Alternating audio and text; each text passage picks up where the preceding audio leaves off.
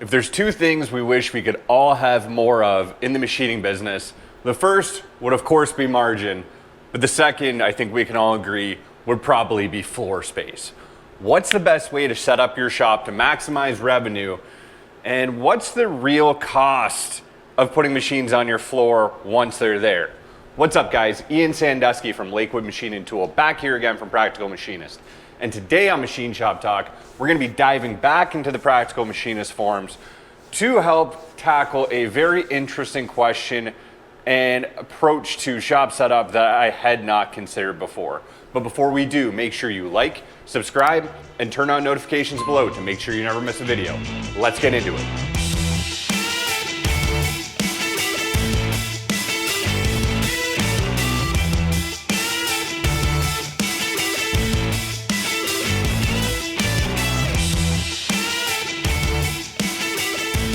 Okay guys, so as promised today, we are going to be diving back into the Practical Machinist forums to help answer a question that came up.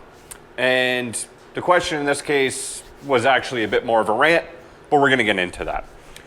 This made me think in a way about floor space and revenue and profit generation when it comes to my machine shop that I hadn't before, so I hope this is as interesting for you as it was for me.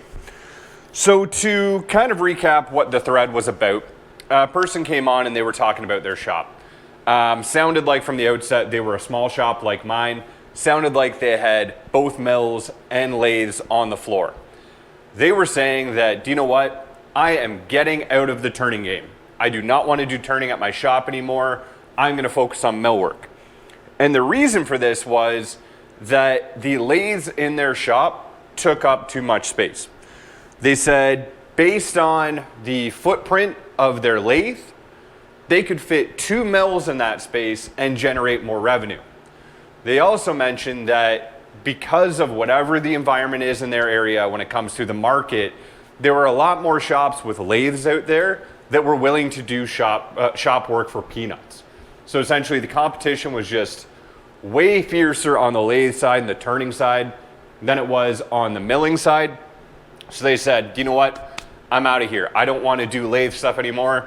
I'm going to sell my lathe, put 2 mills in, and hopefully generate more revenue. This was, like I said, just a bit of a frustration rant. They were not really asking a question. They were just saying, hey, listen, this is what's going on in my shop. This is what I'm doing. But one person that came on who is a very regular contributor to the Practical Machinist forums, they have a lot of good insights. I'm not sure on their background, but they commented and it really kind of got my thoughts going. They were saying that when they look at a shop, they look at floor space as revenue, and they calculate the machines that they bring in, the storage, etc., based on that square footage. So the original poster had said in their post that the lathe in their shop generates about $20,000 a year in revenue. Let's not break that down into profit versus net versus gross. Let's just say that lathe brings in $20,000 a year in revenue for its floor space. And the person who was commenting on this, they just made up some numbers, but it was good for an illustration. They said, let's say that lathe is 6 feet by 10 feet, so 60 square feet. Let's say that by the time you add in the clearance in the back, the transformer, you know, the space to be able to access the machine from every side you need to, the chip bin, it takes up around 100 square feet, just to have a nice round number. Then they said, just to continue this thought experiment along, let's say that the overhead in the shop is about $1 a square foot. So that's just for the general electricity in the shop, for the taxes on the place, for the heat in the winter, for the AC in the summer, whatever. The yearly cost is $1 a square foot. I don't know how accurate that is, but that's what they put out for this example. So that would bring the cost of this machine just in straight overhead. We're not talking about tooling, we're not talking about coolant, we're not talking about lubricant, we're not talking about maintenance, but just in terms of floor space, that machine is costing $1,200 a year. So let's say those numbers were even off by 100%, and actually it's $2 a year. Just for the floor space, that's $2,400 a year. Well, 20,000 minus 2,400, this machine still sounds like it's earning its place. So it's not losing money, at least in this thought experiment. It's generating at least $15,000 to $18,000 a year in revenue above its just straight overhead cost. This was a very interesting way of looking at it, especially if you're in a small shop. I know some people out there have giant airplane hangar size shops where, there's not as much of a space premium on things. They don't need to think as hard about what they bring in. Layout's going to be important no matter what you do, but they don't have that constraint. A lot of people like myself, like a lot of you guys out there, especially people starting up shops, in the shop at their house or their garage, or they're renting an industrial unit, or they just bought a small piece of property and they only can have a small building there. Floor space is going to be at a premium, and this is an interesting way of looking at it. Perfect example is opportunity cost. I have something in my shop, I can't put something else in, like this person and their lathe and their mills. Not only am I not making as much money as I could, but I cannot make that money because that opportunity is not available to me because I don't have the space. Perfect example is we used to be a tool and die shop back in the day. Lakewood's been around since 1988, 36 years now, almost 37. Back in the day, we were a straight tool and die shop, before CNC was widely adopted. So I have if you look at our shop tour that we posted a long time ago, we have a big 1963 radial arm drill press. It's huge. It's, about the size of a Bridgeport manual mill times 2. It's big. It's one of those big ones with the arm that can swing all the way around. It used to put holes in die shoes all day. You put holes for the bushings, holes for the pins. You lay out clearance. It's a lot faster just to drill out, with a 1.5-inch drill that thing will drive. If you just need clearance in a die shoe, that thing used to do that all day long. It really earned its place in the shop.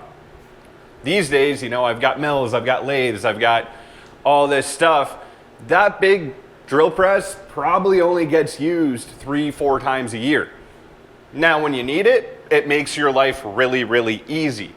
But it's a lot of floor space for the amount of work it can do. So that's something where, I got to think, hey, listen, what if I could put one of these machines there? This would probably take up the same floor space. Or, if I've got 2 manual mills, do I need 2 manual mills? What am I missing out on there? The poster got even more in detail, and this is what I thought was really interesting about changing your thinking about floor space versus revenue, is let's say that you buy a really nice horizontal bandsaw for your shop. And what is the ROI on having a bandsaw in your shop, a nice big horizontal one? You can cut parts. You can cut parts to feed your machines. You're on your own schedule. Those are the advantages to that. You have that ability in your shop. But the poster said, okay, but what if you have, and this, a lot of people do this, I know Brad from Marvel Machining from the podcast, he gets a lot of his material cut to size. What if your vendor sells, bar length that you cut in your own shop for X amount, or they'll sell you X size cut blanks for that amount plus 15%. So instead of having to have that bandsaw, you don't need to cut material in your shop anymore. And now that you're only paying 15% more for your material cut to size, you could fit another mill where that bandsaw is, or another lathe, or another whatever. Something that can actually generate more profit in that same floor space.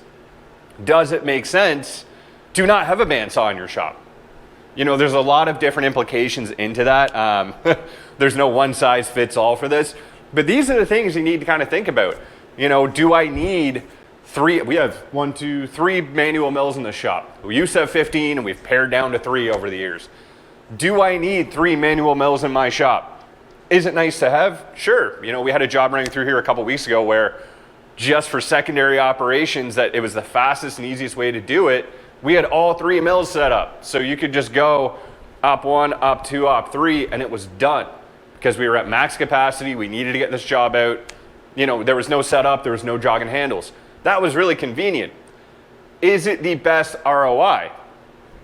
Who knows? If I had another CNC mill in the space where those 3 were, what would happen? Now I'll always have a manual mill, I'll always have a manual lathe. But the point is to think a little bit more in depth about what these machines are costing you just by having them there. This approach gets a little bit scary when you walk into a lot of small shops out there, like mine as well, and you see a stack of tires in the corner. Or you see, the toys in the back, they got their snowmobile up against the back wall, or they have a rack that's half full of stuff. We just took down another rack that literally we weren't using because the floor space was at a premium. What are those things actually costing? You know, yes, storage is expensive, but if you're paying, you know, $100 a month for a storage unit where you could put that stuff versus space where you could be making an extra $2,000, $3,000, $5,000 a month, you got to start looking at it that way. One thing I always like to say, and I'm sure you've heard me say it before, I don't like magical thinking. There is no silver bullet here where if I organize my shop just right and I get the feng shui perfect, we're all gonna make $1 billion. That's not the way this works. But if you're a little more critical thinking about how your shop is laid out, how things are organized, you have a lot more potential to be more financially successful with your shop, pay your people better, you know, provide for your family better. It's a small thing, but it's something I think you should think about. In the comments below, I'd like to know how you guys look at this. Have you thought about this before? Have you seen it go too far and you have a guy with every square foot optimized in his shop, but he can barely walk in the place? Let us know in the comments below, and I would love to know what your favorite boat anchor waste of space is in your shop. Mine's my big radial arm drill press. Every shop's got one. Let us know in the comments below because those are fun. And as always, make sure you like, subscribe, and turn on notifications below to make sure you never miss a video. Thank you very much for watching, guys. You take care.